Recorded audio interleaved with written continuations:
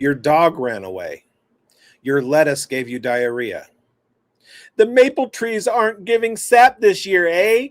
These are examples of things we cry tears over. We're doing wide receiver tiers on the Dynasty Pulse. Producer, hit that button.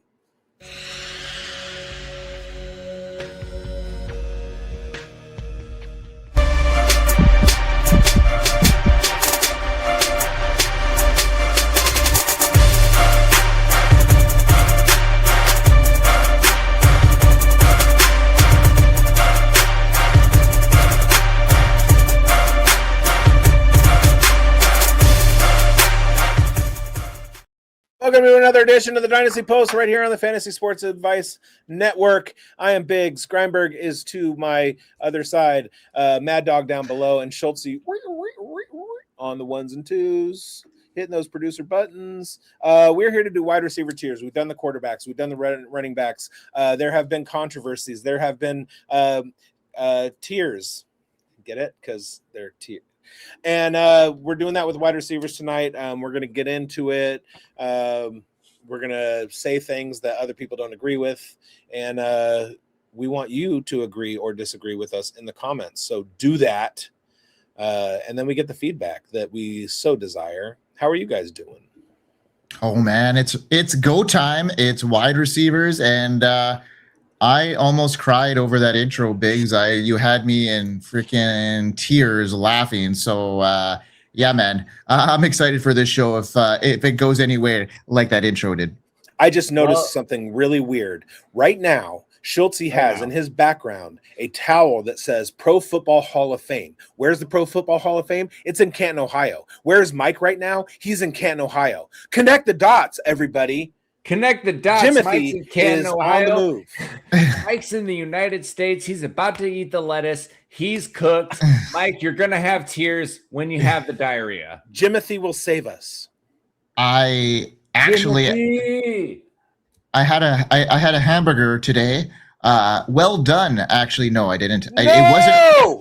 It wasn't well done for the first time ever because we don't eat our burgers anything but well done up here. Produce, not from undercooked ground beef, man. You're fine. Eat the pink ground beef. You're fine. Just don't eat the lettuce. The lettuce. Right, and it's only Taylor Farms, so you don't eat Taylor Farms lettuce salad kits.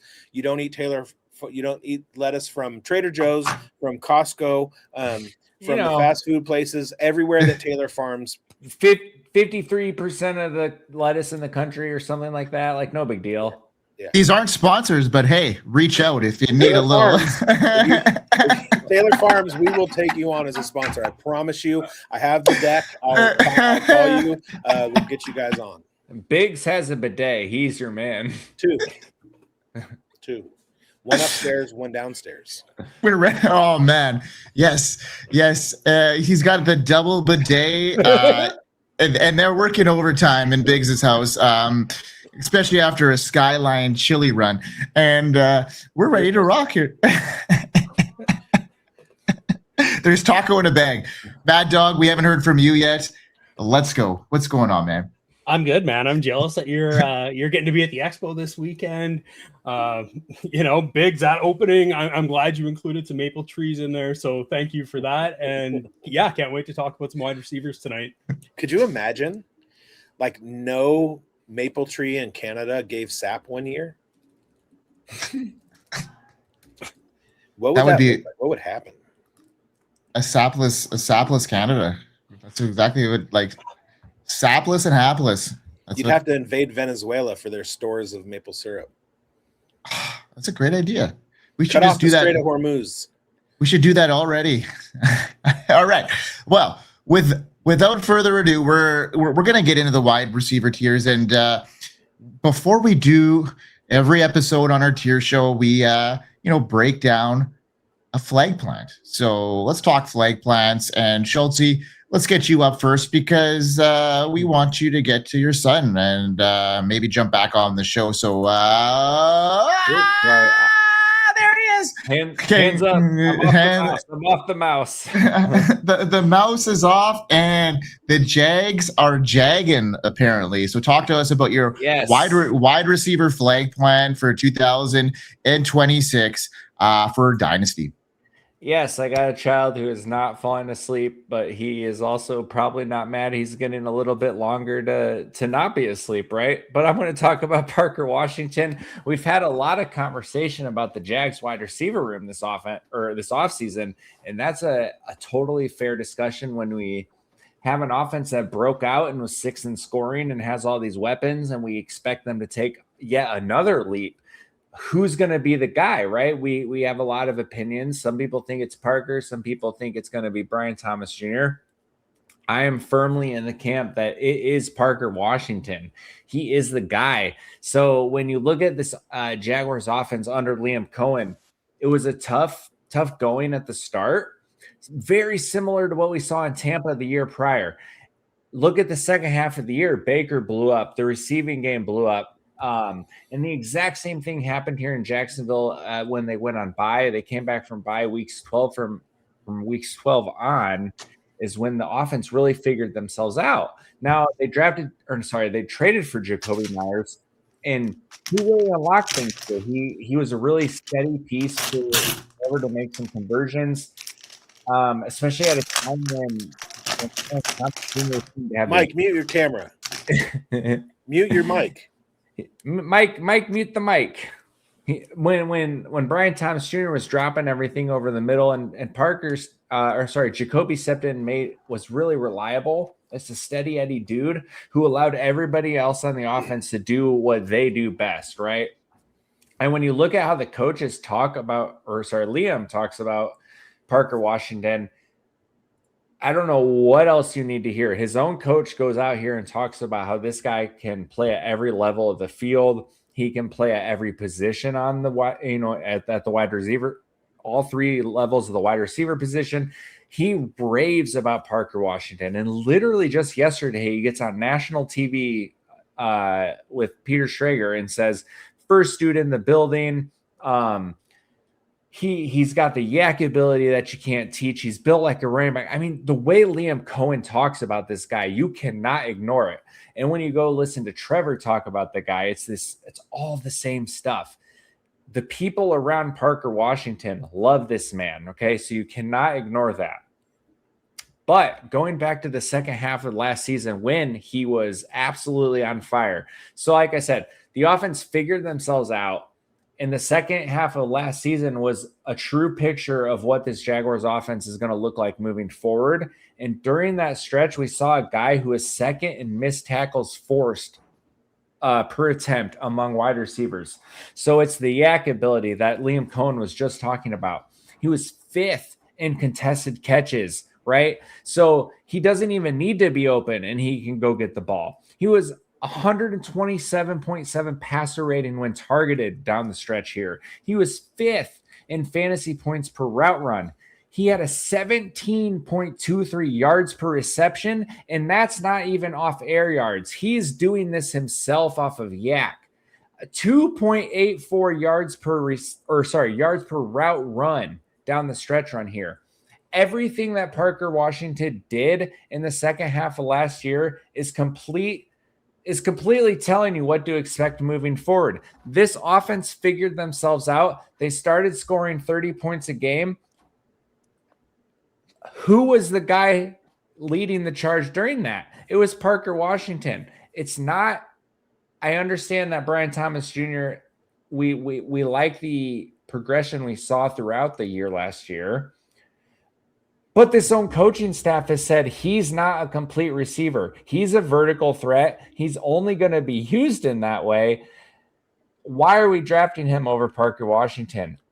I am in the camp, and I firmly believe when this offense rolls out on the field in 11 personnel, Jacoby Myers, Parker Washington are your 2 guys, right?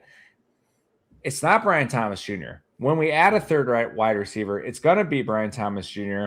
And what does that do? Oh, it kicks Parker Washington into the slot. What does the slot guy in a Liam Cohen offense do? I don't know. Maybe gave Wan'Dale Robinson over 100 yards per game at Kentucky. Maybe launched Cooper Kupp into stardom in 2022. Maybe had 2024 Chris Godwin go absolutely nuclear. I don't know, man. Every angle you look at this screams Parker Washington to me. I get it. Yeah, I think those are all really great points, Schultzy. Like after week 7, Parker Washington got switched to 70% output out of the slot, and we saw him explode. We heard Liam Cohen talk about Brian Thomas Jr. at the beginning of last year that he wanted to get him into the slot. And I'm a big believer that you don't lose your job because of injuries, but I think Brian Thomas Jr. is going to be solely the X receiver for this team because of what Parker Washington was able to do. And I don't think they're going to change that chemistry and the production that they showed at the end of last season. I agree with that 100%. And I'm really high on Parker Washington, but I'm also high on BTJ. And, I think this whole offense is going to thrive this year like it did last year. I mean, if they can sustain that for the whole season, those deep routes, it's going to open things up for BTJ too. Parker Washington can play on all 3 levels. He's their wide receiver 1. There's no doubt in my mind that he's their wide receiver 1. But I'm not discounting BTJ, what he did on his rookie season. I know that Jacoby Myers might have been their skeleton key last year, but they got to look at what the future looks like, and that's BTJ and Parker Washington. So I think that's going to be their scheme this year, and they're going to work to make that work. And both those guys, in my opinion, are going to smash their ADPs. I'm sorry I didn't mean to yell at you, Mike, but when you were opening your snack, it was muting Schultzy's microphone. I wasn't having a snack. I was having Juicy gummy clusters. Not a sponsor, but first of all, reach out. Can you just get let those them in Canada? No, I was going to say, let them adjust to an American diet, you guys. Okay, so second of all, are you dipping your Nerds clusters in maple syrup, Mike? That's the real question. Oh, I was going to ask ranch dressing. Schultzy, are you going to pop out? Yeah, I'm about to. But Okay. I love Nerds clusters. How are the juicy Nerds clusters? I've never had those. They're the worst because they're sticky as hell. No. There's fluff on my hands now because they just they pre-burst in the bag if you don't carry them properly, so you can get your hand in it's almost like dealing with sticking your hand in a jug of maple syrup. I don't know if you've ever done that. Obviously, Maddog, you have. It's a tough thing to get over, but once you do, you're like Winnie the Pooh. Is that how you become a man in Canada? It sounds like pre-bursting in the bag is not foreign to you. Like it's not your first time. All right, you guys. Schultz is going to pop out real quick. He'll be right back right now. All right, so Bigz, it's you turn to do your flight plan, and I'm going to fast forward to a couple of minutes ago when we dropped the key here. So talk about Garrett Wilson, why you think he's going to excel here in 2026 under this new offense, and I want to hear what you got to say about him. And so Garrett Wilson has had one season in which he was able to put his talent on the field for the entire season. His rookie season and his second year, they were going through a quarterback carousel of never were's. It was just a terrible situation. He had in 2023, he had the whole Aaron Rodgers Achilles fiasco. And then in 2024, Aaron Rodgers came back and was Garrett Wilson's quarterback to the tune of 156 targets, which was 4th in the league, to the tune of 101 total receptions, which was 5th in the league. Now he hurt himself last year towards the end of last year. And I made it a point in every dynasty league that I was in to go ahead and make a trade for Garrett Wilson because he was on the IR when it came down to playoff the playoff trade era of the season. So on the teams that weren't contenders, I was trading for Garrett Wilson pieces that were contenders on my team. On the contending teams, I was making trades for Garrett Wilson so that I could kind of re-up and have him coming up next year, trading off pieces because his value was so low because he was on the IR. So I went and I acquired him everywhere that I possibly could. He's coming back healthy. He's coming back with Geno Smith, who is not too far off a pretty good season. If there have been improvements to the Jets offensive line, which there should be, Membu should be taking a step forward. There should be other guys that are getting better. Garrett Wilson is the crux of the Jets offense. He and Breece Hall should be the two guys in fantasy to own. There's an argument to be made for Kenyon Sadiq just because as a tight end, he's going to be second on that team in targets if he plays the whole season as the big slot wide receiver or big slot tight end. But Garrett Wilson is the straw that stirs the drink in the New York Jets offense. And they are going to be, this is Mike's favorite term, hyper targeting Garrett Wilson because we know what he can do. He finishes wide receiver 10 in 2024.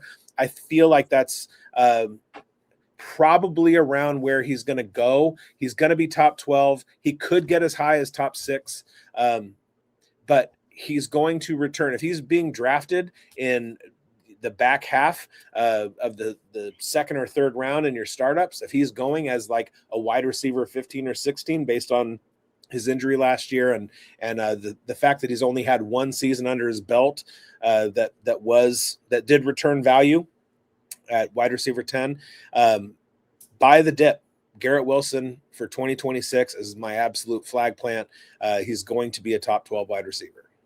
I love this, and I'm gonna hand the mic over to Maddog. This is your show, Maddog. You're gonna take the comments here. You did such a good job on Schultzy's take, but look Bigz straight in the eye like you love him, because I know you have affection for Garrett Wilson. So talk to Bigz in his eyes on how much you agree with him, because I'm sure this is what's coming. Well, Bigz, I'm in lockstep with you on this one. A couple shows ago, it was Garrett Wilson or Chris Olave, and I comfortably chose Garrett Wilson. I think that he's going to be the alpha on that team, like you said, whether it's out of the slot, it's out wide. He has great yak ability. He's proved it with quarterbacks that have been never was or never will be. So I am total agreement with you on Garrett Wilson, and I love this pick. I still have Olave over him, but that notwithstanding, I just want to point out that right now, this host situation that we have right now, we have 3 guys and 5 mics. I don't understand it, but I'll figure that one out maybe eventually. We each have a mic, and then you guys are 2 mics. That's 5 mics. Oh, we have a Dane. Nice to meet you. I thought you were a Mike. No. I thought it was Maddog Mike. Never mind.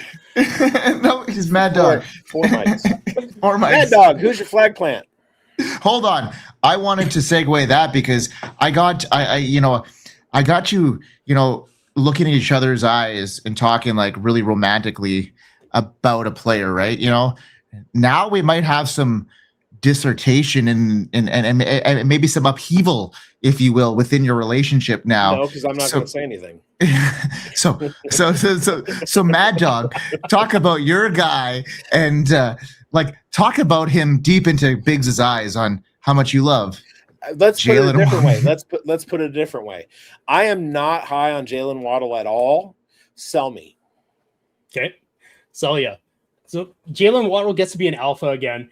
He finally has the opportunity to become a focal point of the offense. And I think he fits exactly what the Denver Broncos and Bo Nix needs. If you go and trade that draft capital for Jaylen Waddle, he's just not going to be another body in that wide receiver room for Sean Payton. One of the biggest issues for Jaylen Waddle was having Tyreek Hill in Miami and how he was deployed. Waddle had to move outside. He only got 18% of his snaps from the slot. And when we saw in his first 2 seasons in the league, he was explosive. The yak ability, his explosiveness off the line, it was crazy. It showed why Waddle could be elite. Denver has personnel to put Waddle back in that role into the slot. Cortland Sutton profiles as a true X wide receiver and the primary red zone target, while Troy Franklin and Marvin Mims are better suited to work on the outside as well. More importantly, I think Jaylen Waddle perfectly complements Bo Nix's strengths. Nix has shown that he's more comfortable operating in the short to intermediate areas of the field, getting the ball out quickly and letting his playmakers create after the catch. we saw Bo Nix get into trouble when he tried to throw the deep ball. And I really think that Jaylen Waddle can now be what everybody wanted Evan Ingram to be in this offense. I think he can be a nightmare matchup. Adding Waddle gives Denver a different element to this team. I think this offense looks stagnant in times, and I really think that they were lacking a player that can break the game open for them, because we saw that J.K. Dobbins couldn't stay healthy. We saw the inefficiencies of R.J. Harvey. I think Jaylen Waddle, we always talk about the joker on this team. I really think, as cliche as it has become, Jaylen Waddle can be the joker for the Denver Broncos. And on top of it all, Sean Payton plays a high volume, fast paced style of play. Bo Nix, I think, threw the most passes last year. So why is that going to change? Like, I think Jaylen Waddle is going to get hyper targeted this season. Okay, so let me ask you. I have two questions, and I'm not arguing with you. I just want to hear what you have to say about these two things. Number one, as far as the depth chart is concerned, right now, Jaylen Waddle is listed as the Z receiver, so he'll be on the outside on the right. They have Troy Franklin in the slot and Pat Bryant behind him. Then you have the emergence in the second half of Pat Bryant, who had the most he had the biggest differential of receiving yards per team pass attempt from the first half of the season to the second half of the season. And then he was top 5 in targets per route run over the second half of the season, and number 2 in target share over the second half of the season. So what we're relying on is the fact that Cortland Sutton, who's a top 10 wide receiver the last 2 years in a row with over 115 targets both of those seasons, is going to see his target share go down. Pat Bryant's emergence isn't for real, and Jaylen Waddle is going to be playing in a different position than what the Broncos have him listed as. Yeah, I guess that's what I'm saying. I think that is going to happen. Like, I think when you have a player that offers the high ceiling that Jaylen Waddle does, Pat Bryant, whether he had an emergence or not, I think he's going to take a back seat, and they're going to see what they can get out of Jaylen Waddle first, and Bryant can become more of a ancillary or complementary piece to Jaylen Waddle. Okay, and I'm not debating Jaylen Waddle's talent level, just the situation. Like, his talent level is absolutely apparent. And so I'm a little bit higher now on Jaylen Waddle than I was before we started the show. And I also think that, Sean Payton transferring over the play calling to his OC, I think it is a huge thing. Bo Nix wants more decision-making on the line, and that's going to create quicker plays, which is, I think, going to turn more into Jaylen Waddle's wheelhouse.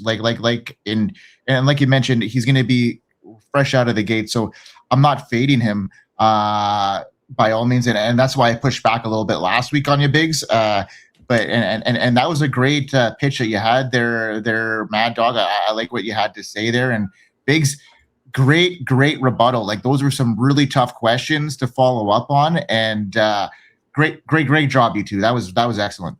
We're good. We're good. We are really good at what we do. Yeah, absolutely. So make sure to subscribe, Bigz. What else do we got to do? Like, subscribe, hit the bell, go to fantasysportsadvice.com. Go to the merch store. We got really great stuff. And also download. Oh my God, it just escaped me. Sellout Crowds app, and get into the community all of the communities that you want. If it's a specific team, if it's a specific sport, Sellout Crowds is your spot. It's like, imagine if Twitter was just sports. Love it. All right. Let's get into my flag plan, and that's Schultzy's. But Schultzy's already took that one. Ariel, me. Okay, well, I've talked about Zay for quite some time, and I've been buckling back and forth on who to spit out my coffee for, and it's either Luther Burden or Zay Flowers. And today I'm gonna say I think Zay Flowers is my guy as far as the wide receivers go. I look at where he's headed in this offense, and I like the new additions that they have as far as coaching goes. I think that Zay Flowers is going to crack the top 8 in fantasy this year. I know he did last year, but he's undersized, but he's oversized in playmaking ability. He just dropped 1,200 yards. He's got yak violence, route running polish that turns offenses into nightmares. And you know what? He just exercised his 5th-year option. So I think this is going to be a good thing for them, locking him in through 2027. He's crystal clear. They're alpha wide receiver 1. And there is some rumblings that they may bring in a type of like Stephon Diggs. But I also think that if that were to happen, that would bring him down in my rankings, but also Zay is an alpha. So I think he's going to outplay and outsnap and just deliver. And, when we look at what happened in this offseason, Isaiah likely gone, Hopkins gone, a lot of targets coming his way. They're going to rely on him in the red zone. Declan Doyle's scheme, it stresses detail, it stresses adaptability, big plays through tempo, it stresses defenses, and that is quick twitch creator, just like Zay does. He's going to win underneath. He's going to turn catches into calls like he has in the past. And I'm going to, swing for the fences here and hope he can get that touchdown upside that he's lacked over the last couple of years. And if he can do that, get in the 8 to 10 range, he's a smash pick because I think he's going to undertake over 1,300 yards. And I think that, I'm going to be ambitious. I'm going to give him 10 touchdowns this year, and that's going to make him a top 8.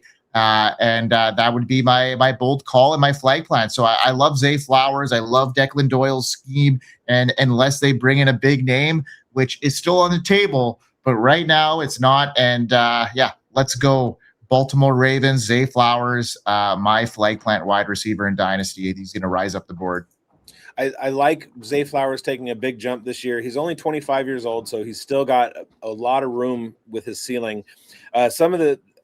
Somebody posted some of the trades that have happened for Zay Flowers recently. Zay Flowers for Caleb Douglas and a 2027 mid-second. I do that every time. Zay Flowers and a 27 early third for Kamani Vidal, Kyle Monungai, and a 2027 late second. Jacoby Brissett, Zay Flowers, and Cade Klubnik, and a 2028 first rounder for Kyron Williams, Bryce Young, and a 2029 third. I do that every single time. And then we have some coach speak coming out of the preseason. According to the Coach Speak Index, quote, he's not just a slot guy. And this is Jesse Mentor, head coach of the Ravens, speaking. Head coach, or quote, he's not just a slot guy. He's not just an outside guy. He's not just a gadget guy. He can do everything. I look forward to him getting the ball in as many ways as possible. The more that guy touches the ball, the better we'll be. Again, that's coach speak, and it's preseason. But, sometimes when people tell you who they are, believe them. Hey, boys, I agree with all of this. I love where we're headed. Now let's get into the tiers, because we slammed down the quarterbacks. Last week we did running backs, and now it's the wide receiver tiers. This is one of the more important ones really in Dynasty right now when we're trying to, split hairs in our choices. So I'm going to pop up the board and we're going to get started here. So last week, this work is, can I get it on the board? We need a producer. There we go. Add to stage. There we go. Now we got the tiers. Now, Schultzy's not here right now, so we're going to start. Is it Bigz on the clock first? So, Bigz, you're the first nomination, and our viewers, we already know kind of what happens here. One of us nominates a wide receiver, puts him in a tier. We have an option to flatline that, whether it's we disagree, prominently, or, we want to put a tier break. So we each have a flat line to put in here. Maybe we'll give each other 2, depending on if Schultzy jumps back in. But at this stage, we'll go with 1. And Bigz, let's get your guy in here and tell the viewers who your first wide receiver is in tier 1, if you think there's 1 or 2 or 3. So I have 4 wide receivers in my tier 1, and I'm going to start with Ja'Marr Chase. Okay, so Ja'Marr Chase, talk him up. There's not a whole lot to say about Ja'Marr Chase, except for the fact that he's been pretty much the best wide receiver in the NFL over the last few years. Had a wide receiver 1 finish. You can't argue with that in 2024. Finishes wide receiver 4 last year, finishes wide receiver 5 as a rookie. Joe Burrow injuries kind of hampered his second and third years. So a healthy Joe Burrow on the field, 17 games, Jamar Chase out there with him and healthy. There isn't more of a fantastic duo. Like, there are good quarterback and wide receiver combinations, but those two guys especially, I don't think that there's a deadlier combination of wide receiver and quarterback in the NFL right now. I like that call. Obviously, I mean, it's really hard to. I mean, this is tier 1. Jamar Chase, showed it. Triple Crown winner 2 years ago. I've got nothing to say about that. What about you there, Maddog? No, total ingredients here for me as well. All right. Well, I guess it's me up then, and then we'll go with you afterwards, Maddog. And I'm gonna find my guy. Let's scroll down. Where is he? Okay, I'm gonna go. Mike, how hard is this? I'm gonna go with Puka. All right. I see a lot in Puka. He is clear second behind Jamar Chase for me in tier 1.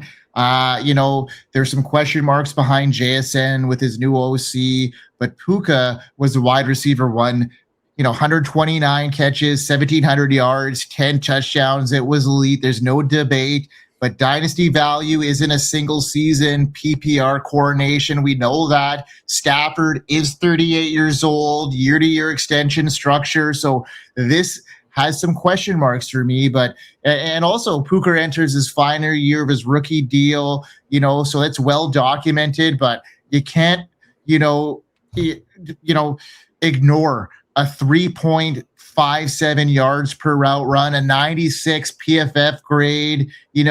Chase absorbed league high volume and 188 targets, but I see this being a huge situation for Puka moving on. The Rams are all in, so especially this year, Puka is a guy that I certainly need to have in this one, and wanted to make sure he was in there. Maddog? No, I think now we see a little bit of volatility with Puka Nacua because of the off-field incidents, Matt Stafford, but you can't ignore the ceiling that you need from Puka Nacua to go ahead and win championships this year. So he's easily in tier 1 for me. He's one of my 4. He had in 2024, he had a down year based on injury, but his finishes in his 2 seasons, rookie season and last year, wide receiver 4, wide receiver 1. I don't have a problem with Puka in this tier. He's absolutely one of the 4 that I have in this tier. As far as and we can discuss this in redraft, and we can discuss this as far as startup drafts go. I don't necessarily like him as the hands down wide receiver 1, simply because that cost. It's really hard to return wide receiver 1 value. There's pretty much a different wide receiver 1 every single season. We saw Jamar Chase a couple years ago, Puka last year, Justin Jefferson a few years ago. It's hard to maintain that value when you go as the wide receiver 1. It just it changes year after year. He's in the tier.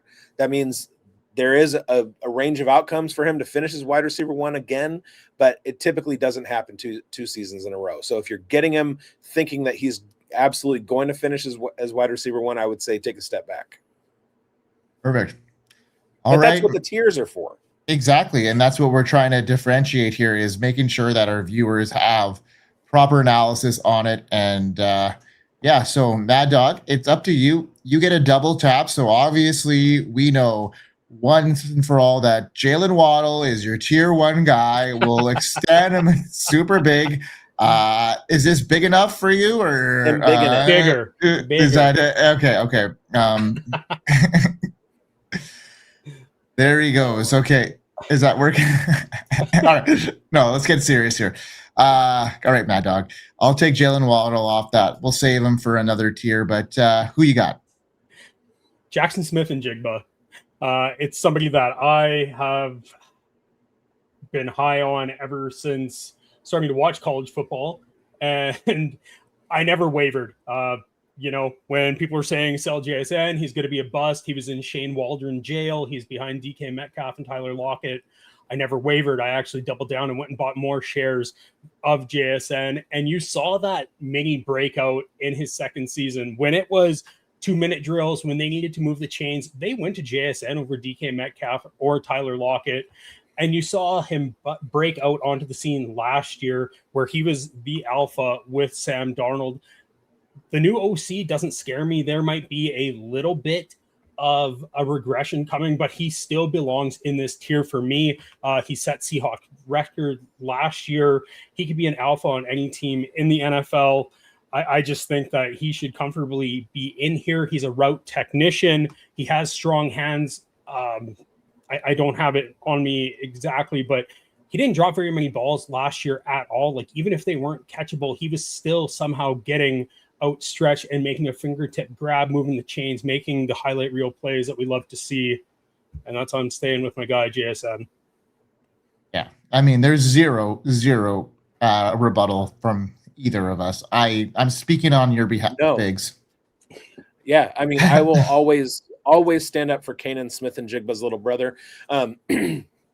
Sorry, former Pittsburgh Pirate Kanan Smith-Njigba's little brother.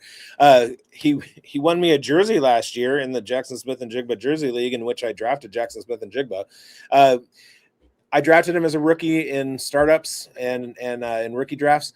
There was a thing in his rookie season where the range of outcomes that everybody was looking at, we were thinking that the top 3 receivers in that class were Jackson Smith-Njigba, Quentin Johnston, and the guy from Minnesota, my brain just, Jordan Addison, right? And so what everybody said was that Jordan Addison had a path to production right away. He was going to be, that rookie season, he was going to be the leader of those 3. And then Jackson Smith-Njigba was going to take a couple years. He was a year ahead of schedule this year. So he has arrived. He arrived quicker than we all thought and helped us win leagues. So he's absolutely right there. Similar to what I was talking about with Garrett Wilson, like Jackson Smith-Njigba is what makes the Seattle booty move, and he's definitely in this tier for me. Love it. All right, double tap it here, Maddog. Do you have a tier break? Do you have another nominee? I'm putting in one more wide receiver that I think fits in this tier 1, and that would be Amon-Ra St. Brown. You could argue about this a couple of years ago that it might be Justin Jefferson, even Malik Neighbors pre-injury, CeeDee Lamb, but I'm going to stick with Amon-Ra. For the past 4 seasons, he's been a top 10 wide receiver in the league. Everybody wants to talk about Jahmyr Gibbs and his explosive plays, but Amon-Ra's chemistry with Dan Campbell, with Jared Goff can't be understated. Whenever they need to move the chains, when they need to win a game, it's going to Amon-Ra St. Brown. He is just the perfect wide receiver. It doesn't matter what his ADOT is, the yak ability that he has, his strong hands, his leadership. He, again, brings that ceiling that you want for your wide receiver 1 on your redraft or dynasty teams, and I don't see that changing at all this year.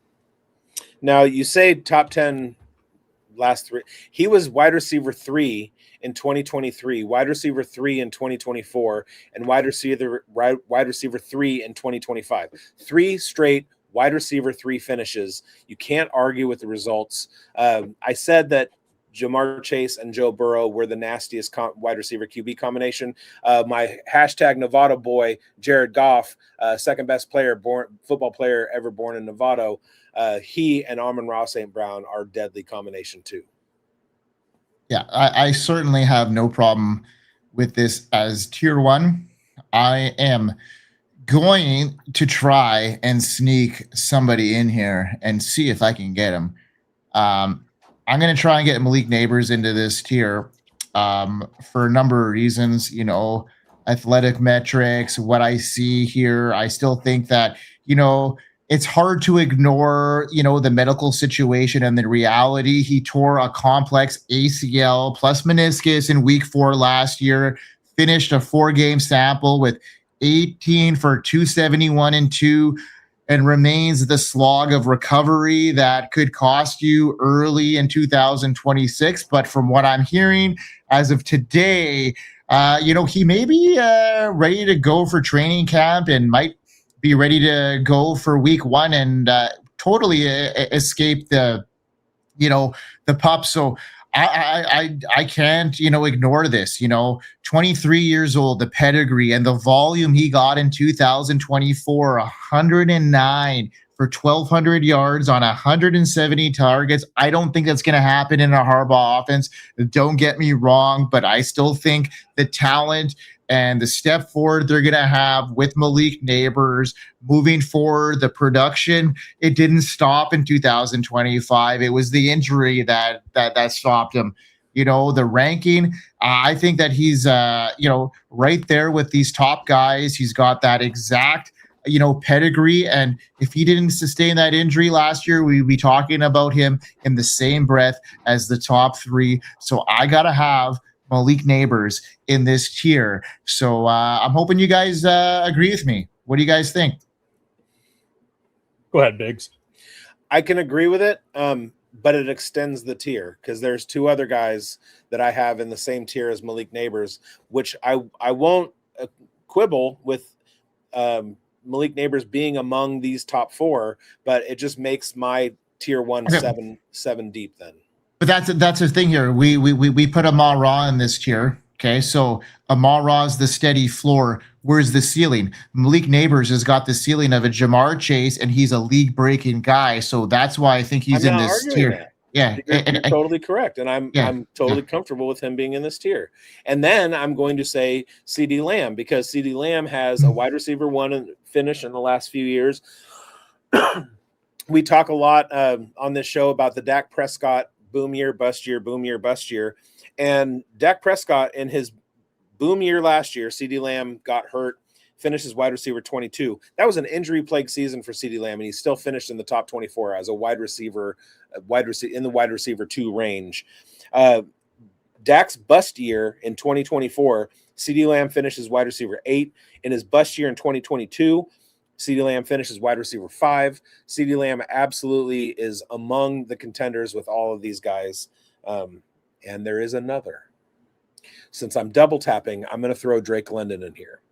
I don't like this for this season because of the questions at quarterback, the inability for Michael Penix to emerge, the perception of Tua Tagovailoa as not being like that guy, but the talent level of Drake London cannot be argued, and he definitely has a path to wide receiver 1 success if things break right for him, and I put him in the same talent level as all these other guys. I'm going to flatline for one reason, and that is I think that, and maybe we can get a consensus, I honestly think that maybe tier 1 just needs to be the top 3 here, and maybe this could be tier 2, the bottom 4. That would be my flatline, to just tier it off in the middle there. And then make the bottom half tier 2 and then continue tier 2 to maybe if you want to include another player or two in there. That would be my flat line, I guess, because I think that this tier is extending and it's a tough one. I know. You can't not have Amon-Ra St. Brown in the top 4 with 3 top 3 finishes in a row. He cannot be outside of the top 4. So I'll agree with Bigz. I'll agree with Bigz here because when you look at Malik Neighbors, you look at Drake London, and you look at CeeDee Lamb, the skill is undisputable. The numbers that they have put up, but now there are too many question marks there. CeeDee Lamb has to deal with George Pickens. Drake London has to deal with quarterback issues. Malik Neighbors has to deal with coming off an injury, and he has to deal with Matt Nagy and Harbaugh that we don't know how that is going to be. The other 4 options in this tier are slam dunks. There are no questions. They are QB proof. They are OC proof. And here, I think Malik Neighbors, Drake London, and CeeDee Lamb have to prove it for me. And that's why I agree with Bigz. I would put them into tier 2. All right. Okay, so we're doing that. I think that's a fair assessment of this. And I think Amon-Ra St. Brown, you won me over on him. And certainly I have never been out on him. No, I have not been out on him, but I think that I think that I haven't been this in on him. So I guess that's my quibble. Well, let's put it this way, okay? When we're talking about say the Scott Fishbowl draft that just happened, I took Drake London and CeeDee Lamb as the number 12, number 13 double tap, right? These are all round 1 wide receivers. All 7 of them should be going in round 1 of redraft leagues, dynasty startups, Scott Fishbowl, what have you. All of these guys fit into that top tier, or at least the top 12, 13 picks. I got whoever, I don't remember who I took first, Lamb or London, but getting one at 12 and one at 13, whoever dropped to 13, that was a value. That became a value. And Malik Neighbors is right there. He definitely has first round talent and should be going first round. So I think maybe if you cut it off at Amon-Ra is drafted probably last around number 6, 7, 6, 7. Sorry, I didn't mean that. 6, 7, 8, around 7, 8. You can cut off the tier there, and then you start talking about Malik Neighbors, Drake London, CeeDee Lamb. Love it. I'm okay with that. I think this is a great process because we're really talking through this as a team and coming up with a great analysis. I think this is a great exercise we've done every year now on the Pulse, and it keeps getting better. So it's on me now. So I'm going to go ahead and continue tier 2 because obviously I think Justin Jefferson needs to be in this tier. I mean, it's pretty self-explanatory. He's, shown it in his past.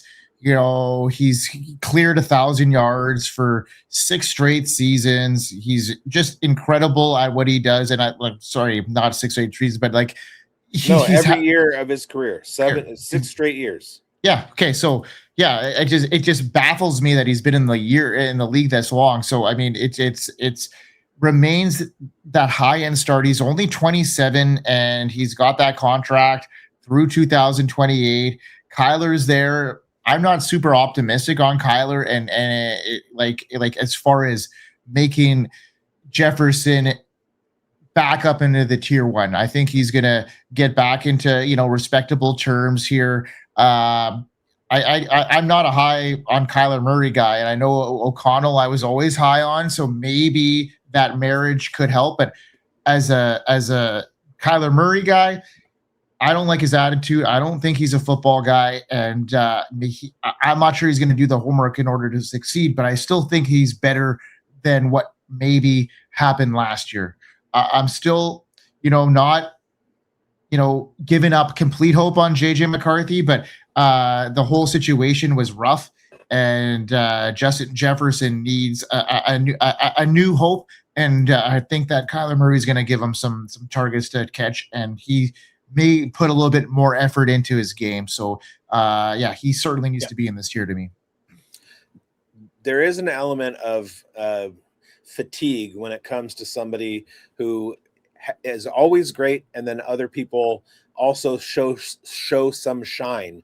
But just to kind of put into perspective what Justin Jefferson has done in his career, in 2023, he played 10 games and had 1,074 yards.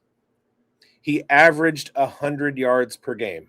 That's unheard of outside of Madden.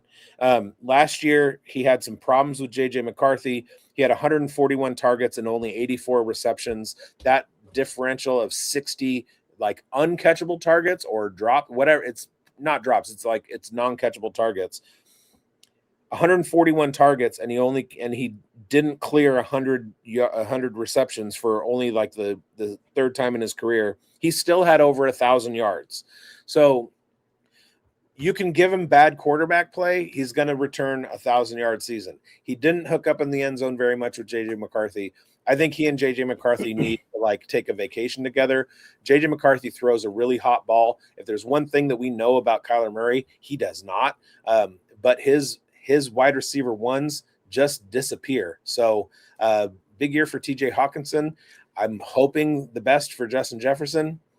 No faith in Kyler Murray, but talent level, absolutely in this tier.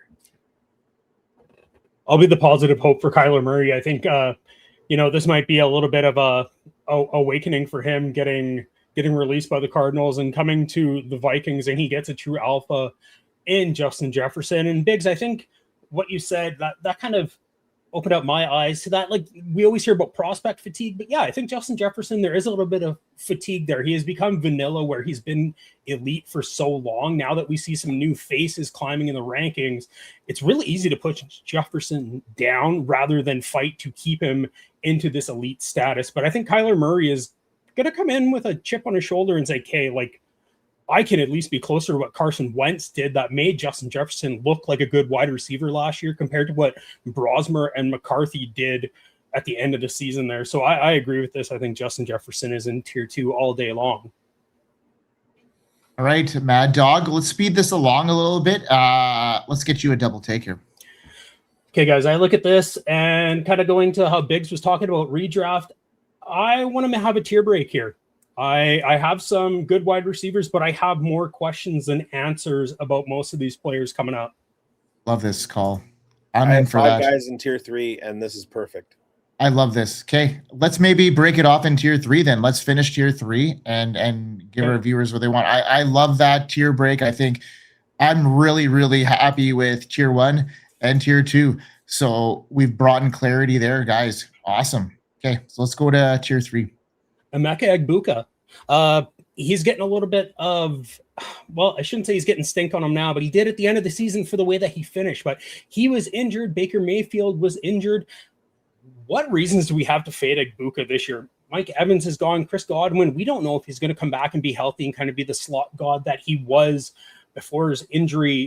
You know, last year, 2 years ago, he looked elite, but I think Egbuka is the future for this team. Baker Mayfield is going to hyper target him. He comes from the Ohio State. We know that he came into the league pro ready. He can run any route that you want. Strong hands, fluid in his routes. I think he knows how to use leverage and body position to be that alpha wide receiver that you want.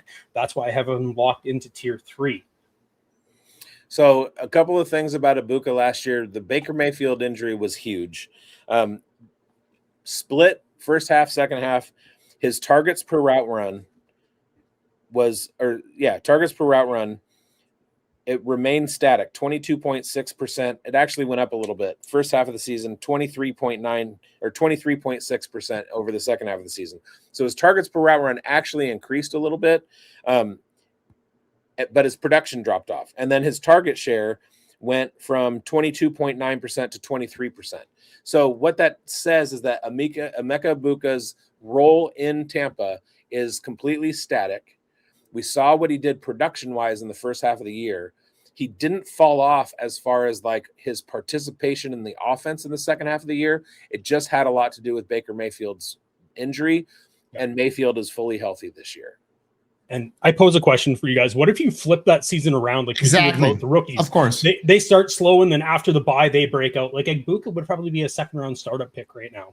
Oh my God, it would be ridiculous. And just it's the same thing that I say about Jonathan Taylor's season last year, like in redraft. Like what would you be thinking if he started? So love that call. Okay, who's your next guy here? I'm gonna go Garrett Wilson. I see a couple names on rankings here that I just can't have Garrett Wilson below them. I think, you know, Bigz hit it with his flag plant, so we can keep this really short. Garrett Wilson is an alpha. He is the closest thing in this tier that we're going to see to QB proof. It doesn't matter what he has inside, outside in his positioning, whatever route he is asked to run, he's going to be able to get it done and put up solid numbers for you. So that's why I keep him in tier 3. Love it. I like it a lot. Yep. Go, Mike. All right. Well, I mean, I'm going to have to put Teteroa McMillan in this category, even though I don't really like his situation at all this year. I've always thought of him as an alpha wide receiver. I love his game. I think they could open him up a little bit more in the slot this year, but I'm really worried about Bryce Young. I got quite a few guys ahead of him in redraft. He's actually one of my biggest fades in redraft in 2026, and I've noted it quite, heavily based off of him being paired with Bryce Young, and I could see this season going awry for him, and then a new change here in the future with a different quarterback, and then that could open things right up for McMillan. And I love the talent. I think he has to be in this tier because of, you know, who I compare his physique to and the options there. And I think that he needs to be here. You put me in a very difficult position, Mike. Very difficult position, because I don't think he belongs here, but I'm not going to waste a flatline because I only have 3 other guys in this tier, and you did not say one of them to give me the opportunity to put the other 2 in a double tap. There are 3 guys that all finished 6, 7, and 8 in wide receiver rankings last year. Since I get a double tap, I'm going to say Chris Olave, who I've gone on and on about. He's a target machine, and he's quarterback proof. And Zay Flowers, your guy, they belong in this tier too. There is another, and I know that you're not going to say it and you're going to hate it, but I think he deserves to be in this tier more than Tetero McMillan. And as soon as his name is popped up, I will say, that's the guy I was talking about. Okay, who was your first one? It was, I can't find him on my thing. It was Olave. Where's Olave on my thing? Did you not make an Olave thing? No, I did. It was okay. Olave is gonna get popped up. Maybe I erased him by accident. Okay. So now it's my turn. I'll just quickly make an Olave, and okay. So, I like the Olave pick, Bigz. I think he certainly deserves to be in this tier. He finished wide receiver 6 with a combination of Spencer Rattler and Tyler Shuck as his quarterback in a year where everybody said, don't draft him because his noodle brain. Exactly. His brain is custard. Okay. Anybody, do you have a issue with Olave being there? No, I don't. Like, I think people might be worried that he's going to lose some of his targets to Jordan Tyson, but I don't think that's the case. I think Kellen Moore is going to be able to scheme up this offense where Chris Olave is going to be the alpha, and they slowly work Jordan Tyson in. And you know, they both have injury issues, so we never know. It might be week on, week off of each wide receiver thriving. All right. Well, okay. I'm putting George Pickens in this category, and I still think it needs to be extended a little bit, but I mean, look what he did last year. I think that he's playing on a tag. I think this is going to be extra motivation this year for him to excel what he did.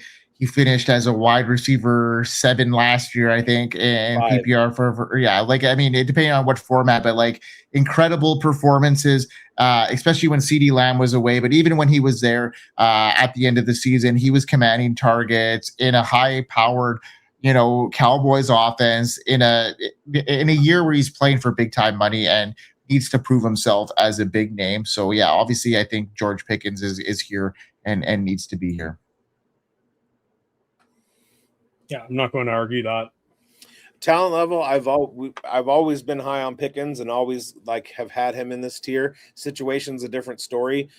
Don't pay wide receiver 5 prices for George Pickens because he did not do what on the field with CeeDee Lamb, what he did without CeeDee Lamb. And with both of those on the field, he's not going to return that value. Agreed. But you know what I mean? It's still somebody that in Dynasty, certainly I think needs to be in this range here. So yeah, as somebody that finished where you did. All right, Maddog, are you continuing this tier? I think we have to fit one more player in here, even though he's been a fade for me, and that would be Houston Texans wide receiver Nico Collins. That's the guy I was talking about. For a flat line? No, to be in this tier. Okay. I had Olave, Flowers, and Collins. Yeah. And then Tetero, McMillan, and Pickens in the next tier. Okay. Yeah, Tet, I think you could argue that we saw his ceiling this year as long as Bryce Young is his quarterback.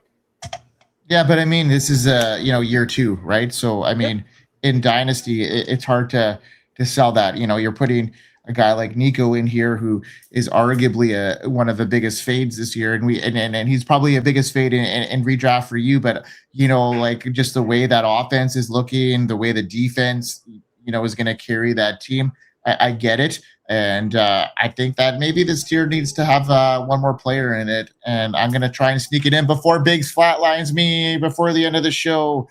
And I'm going to see if I even created his. He's got to be in here. You know what? This is a. I'm going to try and sneak in Luther Burden. And, just he's my guy. I mean, I think that, the transition here with the Ben Johnson offense, what the last stretch of last year showed for us for Luther Burden says a lot to me. His yards per route run, and not playing full snaps at the beginning of the year because I think they wanted to slow roll him into this offense. Why, put him into situations where he's not ready for, and if they can, shelter that. And I think that's exactly what happened. And as he progressed and learned the complex route tree that a Ben Johnson offense requires, especially when you're talking about a receiver that can play on all three levels, I think that is super complex. And Luther Burden can do that. They're designing plays for him. And, he was one of Ben Johnson's big acquirers when he took front office there, right? So I think that shows a lot. I'm not, had the Romo Dunze injury, that ankle not come up, I probably would have been a little bit less bullish, but I think that that's something to have to really consider here is his new normal, and players with those injuries not being in a Ben Johnson guy, I'm fading him a bit. I think that Romo Dunze is going to do really well this year in that offense too. Like, I'm not fading him by all means. I think he's going to deliver on his ADP as well, but I think there's going to be a ton of mouths to feed, and eventually somebody's going to come out as the full alpha there. And I'm going to put my chips on Luther Burden. And in the next year, we have Ladd McConkey, Jaylen Waddle, Devontae Smith, Brian Higgins, Thomas, maybe. Yeah, T. Higgins for sure. AJ Brown, Yep. DJ Moore, Jamison Williams, Michael Wilson, and that's the show. I love it. All right. I think I was able to sneak in Luther Burden, even though I didn't make his decal. Obviously, Way to go, Mike. I screwed that up hard. I love you guys. That was some great context. Really, really good stuff that was going back and forth and really helped me think critically during this show. So I think our viewers are going to get a lot out of that. Well done, both you, Bigz and Maddog. That was excellent back and forth between you two on, some disagreements, some things that you guys really agreed on, and really gave our viewers a lot of context to go by. So great job, Bigz. Take it home, buddy. Thank you for joining the show. Whether you are new here or have been around the block, like, subscribe, hit the bell. Go to fantasysportsadvice.com and cop some merch. Go to Sellout Crowds app, download it, get a pro membership, be part of the community as if Twitter was just sports. You can make your own communities. Do you like a specific team? Do you like college football? Do you like NFL? Do you like 4 teams? Get in all the communities. Are you just a baseball guy? Do you just watch hockey? Then what are you doing here?